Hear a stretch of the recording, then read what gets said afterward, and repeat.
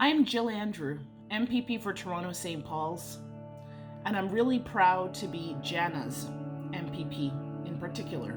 This is a woman who has had to fight for years to be seen and heard through the WSIB. Jana's an injured worker who has been receiving WSIB for several years.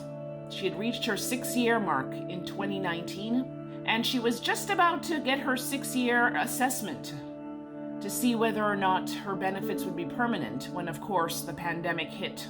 What I have seen Jana have to go through is an up and down battle where she has had to prove her injuries, where even her doctors, specialists, have had to write reports after report, letter after letter, to justify the supports she needs from WSIB. Okay, so I guess I would start from before all of this happened. So I did whatever I could that was exciting and adventurous in Whistler. I loved skateboarding. I learned how to trampoline when I was in Whistler. I did something called the water ramps for a couple summers. That was just the most fun ever. You would go on a ramp and launch yourself off. I loved hiking. I loved sports, anything that was adventurous. I loved being pushed on the mountain. I held back a lot, and there was a lot that I wanted to do, but I was always terrified of hurting myself. But we decided to move back to Toronto and be in Ontario while we were getting married, and both of our families lived there. So we got jobs at a local sporting goods store, and we were working really well there, and we were both top in sales. I was top 10 in the whole store and top 1 or 2 in the department. We won, there was like a lot of little sales competitions, and we won. I won all of them, including a trip to Kicking Horse.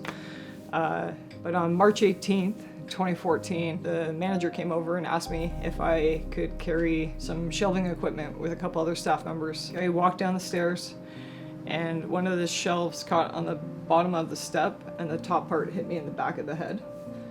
The next morning, I woke up and I went into the store for work, and a manager walked over and said, "You don't look like yourself, what's happening?" And I said, "I hit my head last night at work." I told a couple people. She said, "Did you fill out any forms?" I said, "No." Who then handed me a form to fill out. Then he asked me the questions, and I answered them, and he filled out the form together. And he guaranteed me that that form would be there for protection for the rest of my life. So if anything ever happened to me in 10 years from now that was connected to this injury, that form would save me.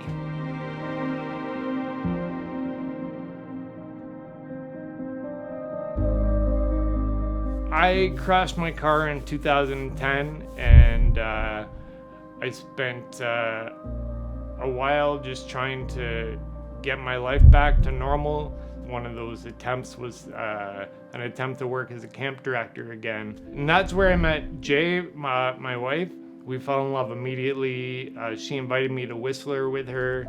I just knew, and so I proposed 6 months in. She said yes. I think she just thought I was quirky. We didn't really understand what my brain injury meant and the extra strain that my brain injury would be. With our service dogs and stuff, we managed to organize a life for ourselves, and we're out in the communities, and we're able to sort of present well enough outside the apartment that it seems like we're okay, but then when we come back, it sort of falls apart, and we might be in here for the rest of the day kind of thing. And Steve contacted my mom and let her know that I had hit my head at work, and she came, picked me up, and drove me to Sunnybrook. And that's where I was diagnosed with a concussion. So we went to Toronto General Hospital. They diagnosed me with concussion again, and they said it hasn't gone away. Continue to do what you're doing, like rest your brain. And I tried to go back to work. Got back, and I decided that I was just gonna be better and work. So I tried, and I just kept on trying to make it through full days, and I couldn't. And I had to keep on leaving work early until May 9th of 2014. I woke up, and I was so disoriented that I couldn't get dressed and get myself to the gym, and Steve went to go check on me and I was lying on the floor. So that's when I went to Sunnybrook for the third time in 6 weeks.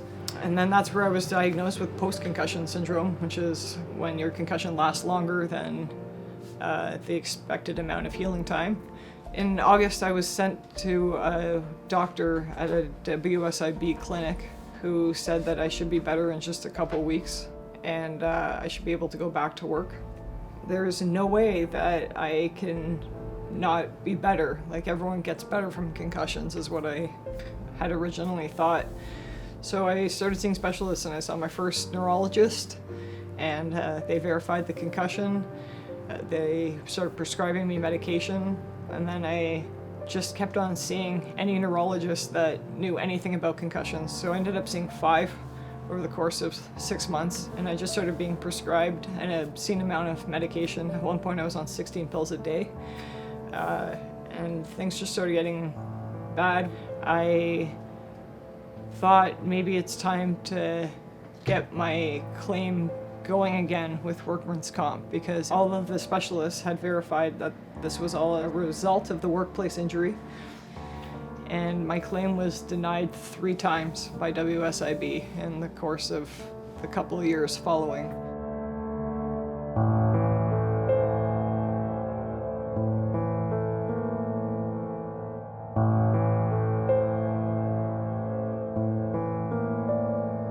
So I had qualified for CPP disability, I had been on welfare, I had been on Ontario disability, and the Workplace Safety and Insurance Board of Ontario multiple times of denying me. We had hired multiple lawyers, and then now our current lawyer is the one that's really helped teach us a lot about the WSIB and legislation and why 50% of injured workers end up in poverty. I now make 85% of minimum wage in the year of 2014. So minimum wage has actually gone up about $4 since then, and I'm still making 85% of $10.25 an hour. And then that's minus my CPP check. So it's been, I guess, really challenging in that way because there's just no support.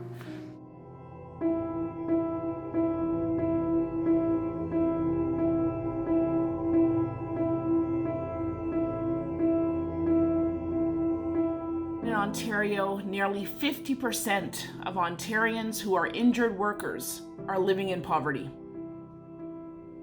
An injury at work shouldn't cast you into a life of poverty, but that is the reality for too many people who during this pandemic really did not know where their next meal was coming from. They insisted that I needed to go through this assessment in order for them to make something called the 6-year lock. And the 6-year lock is when the WSIB reviews your case and decides whether or not you're capable of working, and then they can either deem you into a work or into a job that doesn't even really exist, and then they can just strip your benefits saying you can work this job.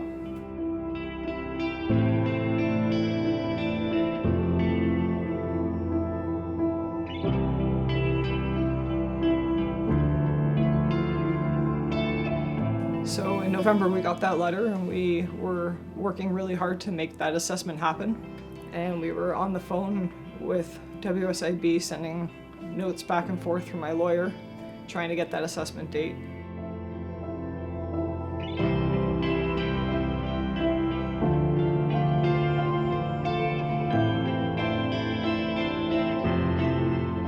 And months had passed.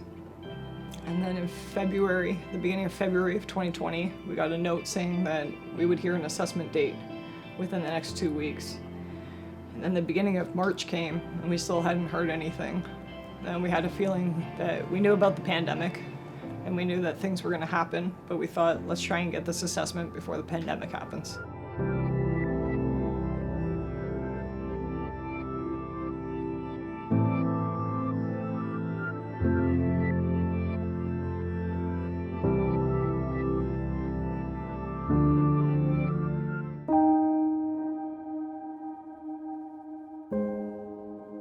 Almost 5 months had passed since we were actively trying to get this assessment date. there was no hear from them, so we said, why don't we do this assessment over the phone? And with the extra medical documentation that you have, they said, okay, we can make this call without the assessment, and we'll do it with extra medical documentation and the documentation we already have. So they reached out to my doctors. We gave them therapists to reach out to too. They didn't. And we waited. And for 6 or 7 months, we were anxiously going to the mail and checking every day.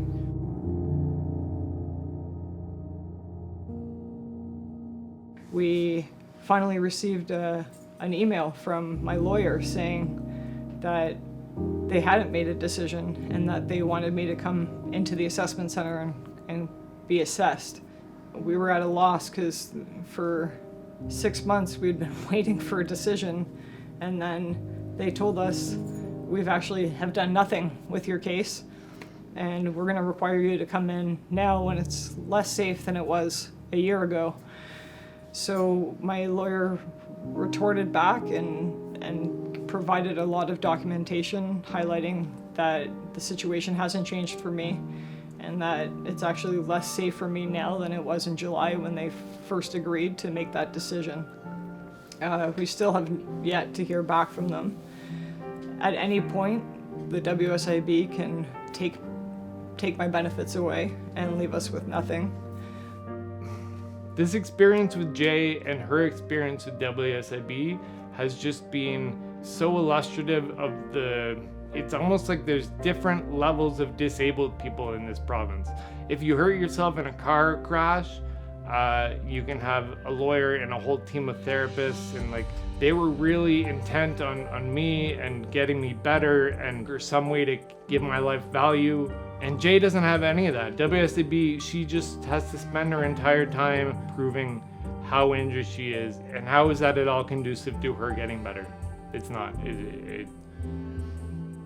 I don't think the WSIB is at all structured for people to get better. It just relegates them to poverty and deems them into jobs that might not even exist. Whereas if she had the support, she could find a way to contribute. And she's a shadow of herself, her former self, because she's just fighting this Goliath of a system that has no accountability, and it doesn't help injured workers. It just makes them worse. Just puts them into poverty. Dealing with a system that the current Ford government has in place where leftover monies, rather than going to the employees, to the people who are injured, the injured workers, the Ford government wants to send it back to the employers. It's just not good enough. We have tried everything that we can to get ourselves out of this situation, but the stats are not in our favor. Only a portion of my medications are covered. I have a service dog. None of that's covered by the WSIB. But it's made it, I think, so much more challenging on us to get through.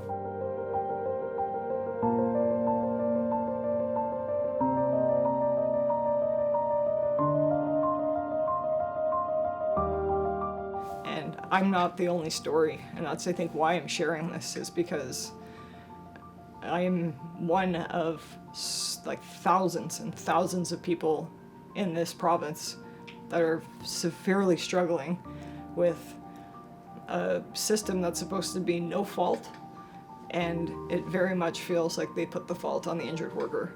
Her word should be enough. Her word, backed by professionals, by medical professionals, should be enough.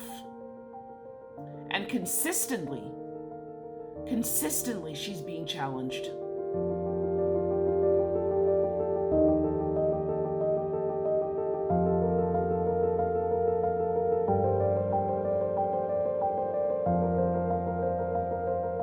It's not good enough for Jana.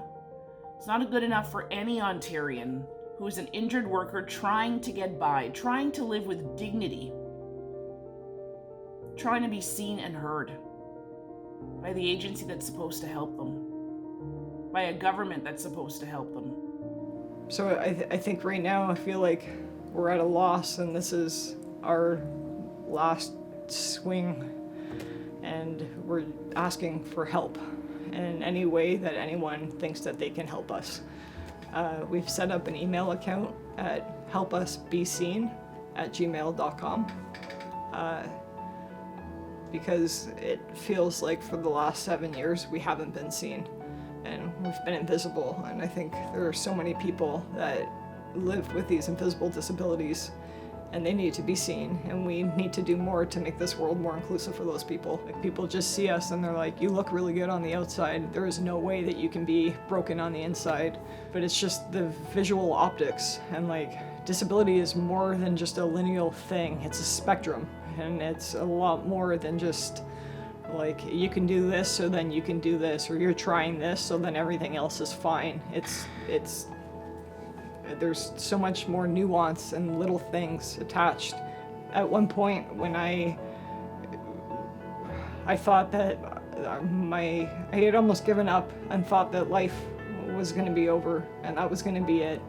And being structured out into poverty and just basically waiting until the day that we run out of money and we have to move into a shelter was a lot. And I started struggling with suicidal thoughts and really dark thoughts, and what pulled me out was our family and our dogs and Steve, and knowing that instead of just becoming another statistic, we need to fight and make this better, and we need to change the system and not let the system beat us.